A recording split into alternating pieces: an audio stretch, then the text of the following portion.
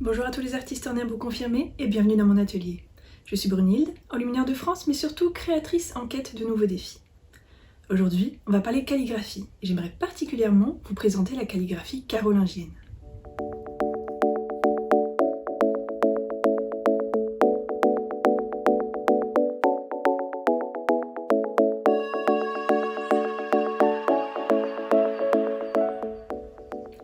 Savez-vous comment s'appelle l'écriture carolingienne?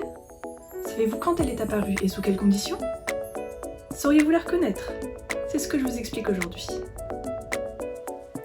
L'écriture carolingienne, appelée caroline, est l'écriture utilisée durant la période carolingienne que l'on date du 8e au 10e siècle. Si au départ la caroline est née dans les royaumes francs, elle s'est par la suite implantée sur le reste du continent, subissant des influences qui y apportent des spécificités intéressantes. La caroline apparaît de façon progressive. En effet, son utilisation ne s'est pas faite du jour au lendemain. Aussi, on en aperçoit les prémices à partir du 7e siècle. De même, à certains endroits, on continue de l'utiliser bien après la fin du 10e siècle. Succédant à l'écriture mérovingienne, la caroline est un mélange entre des écritures ayant cours à l'époque, l'écriture mérovingienne et la semi-anciale.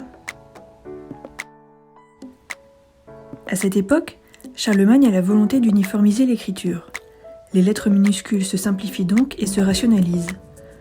Le tracé de la caroline est plutôt rond, droit et peu ligaturé. Les hastes sont empâtés, ce qui la rend reconnaissable.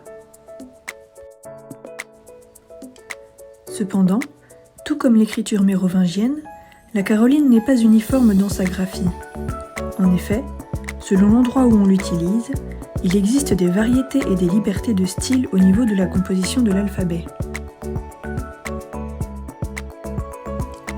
À partir du XIe siècle, elle devient plus anguleuse, plus compacte, les hastes se brisent et on utilise de nouveau les ligatures. Elle devient la gothique primitive. Plus tard, au XVe siècle, les humanistes délaissent les écritures gothiques compliquées pour retourner à la caroline. Ils la simplifient encore pour donner naissance à l'écriture humanistique. Elle-même servira de modèle au caractère d'imprimerie. Contrairement à l'écriture mérovingienne, la caroline n'est pas compliquée à tracer. La difficulté de son apprentissage réside peut-être dans la régularité de ses formes. Mais encore une fois, il existe tellement de types de caroline qu'il est facile de trouver celui qui nous convient le mieux.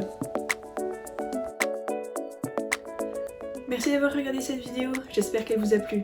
Si c'est le cas, donnez-lui un petit pouce en l'air et abonnez-vous pour ne pas louper les prochaines sorties. A très vite pour de nouveaux défis.